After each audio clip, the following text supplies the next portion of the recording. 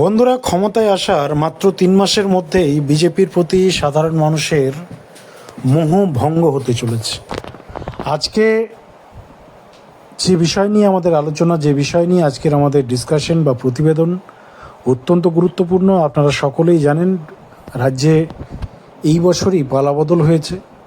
15 বছরের তৃণমূল কংগ্রেসের সরকার, মানুষ পরিবর্তন চেয়েছিল, বাংলার মানুষ চেয়েছিল যে নতুন সরকার আসুক, এবং সত্যি কথা বলতে মানুষ বিজেপিকেই চেয়েছিল, যে এই মুহূর্তে একমাত্র শক্তিশালী বিপক্ষ বলতে বিজেপি রয়েছে এবং তারাই পারে, বা ডবল ইঞ্জিন সরকারই পারে বাংলার যে বর্তমান অবস্থা, যেভাবে পশ্চিমবঙ্গ পিছিয়ে গেছে, এই পিছিয়ে যাওয়া পশ্চিমবঙ্গকে, যেখানে ল অ্যান্ড অর্ডার তলানিতে চলে গেছে, শিক্ষা তলানিতে চলে গেছে, একাধিক দুর্নীতির ইস্যু সামনে এসছে, এই একাধিক বিষয়কে সামনে রেখে বাংলার মানুষ, বাংলার শিক্ষিত সমাজ তারা মনে করলো যে বিজেপি একমাত্র বিকল্প হতে পারে বাংলার ডেভেলপমেন্টের জন্য। কিন্তু বর্তমান যে পরিস্থিতি, বর্তমান যে রেশিও, ক্ষমতায় আসা 3 থেকে 4 মাস হয়েছে সবেমাত্র একটা সরকারের, আর এই 4 মাসের মধ্যেই যে রিপোর্ট, যে চাঞ্চল্যকর ডাটা আমাদের কাছে এসছে, শুনলে আপনারাও চমকে উঠবেন। বন্ধুরা, আজকের ডেটে যদি ভোট হয় পশ্চিমবাংলায়, যে তথ্য আমরা পেয়েছি, মানুষের যা ফিডব্যাক পাচ্ছি, রিভিউজ পাচ্ছি, বা যা গ্রাফ আমরা দেখতে পাচ্ছি সারা বাংলা জুড়ে, যে টিআরপি শুভেন্দু অধিকারী মহাশয়ের আজ থেকে 4 মাস আগে ছিল, যে টিআরপি বিজেপির আজ থেকে 4 মাস আগে ছিল, সেই টিআরপি আজকে টোটালটাই ডাউনফলে কেটে গেছে। সমীক্ষা বলছে আজকের ডেটে যদি ভোট হয় বিজেপি 100টা সিটও পাবে না, 100+ যেতে পারবে না বিজেপি। কিন্তু তার সঙ্গে আরও একটা বড় প্রশ্ন, তাহলে বিকল্প কারা? দেখুন, আজকের ডেটে পশ্চিমবাংলায় সেকেন্ড চয়েস কেউ নেই।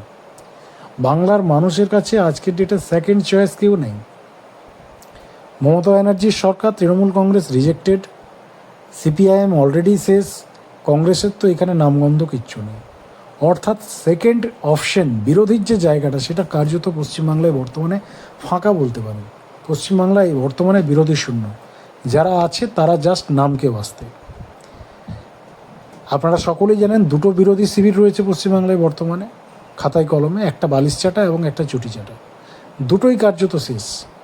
সিপিএম অবস্থা আপনারা সকলেই জানেন, তারা শুধুমাত্র ফেসবুকে আছে, মাঠে ময়দানে নেই। এবং সত্যি কথা বলতে দেখুন, অবস্থা তাদের মানে আবার রিক্রিয়েট হতে একটু সময় লাগবে।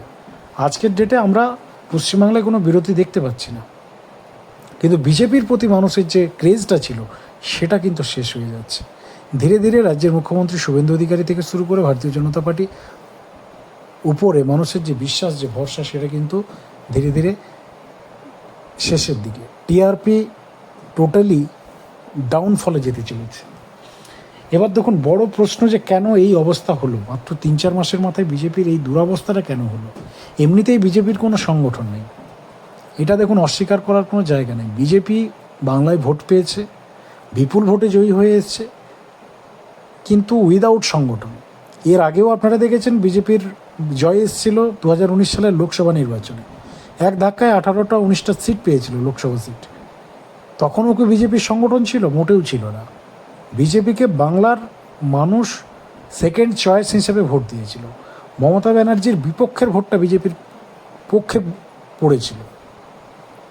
বিজেপির যে সকল নেতারা 2019 সালে এমপি হয়েছিলেন, সত্যি কথা বলতে নিজের কোয়ালিটি, নিজের যোগ্যতা, বা নিজস্ব যে টিআরপি, নিজস্ব পপুলারিটি, নিজের ফেস ভ্যালু, এই জায়গা থেকে বা সাংগঠনিক মানে পরিকাঠামোর মধ্য দিয়ে, বা একটা সাংগঠনিক যে শক্তি দিয়ে একটা দল জয়ী হয়, সেই কোনোটাই বিজেপির ছিল না।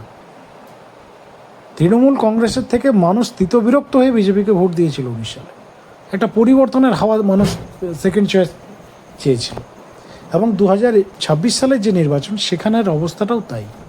এবারেও মানুষ ভোট দিয়েছে বিজেপির কোনো নেতা, ভোট দিয়েছে মানুষ শুধুমাত্র পরিবর্তনের জন্য, শুধুমাত্র সিম্বলে ভোট পড়েছে।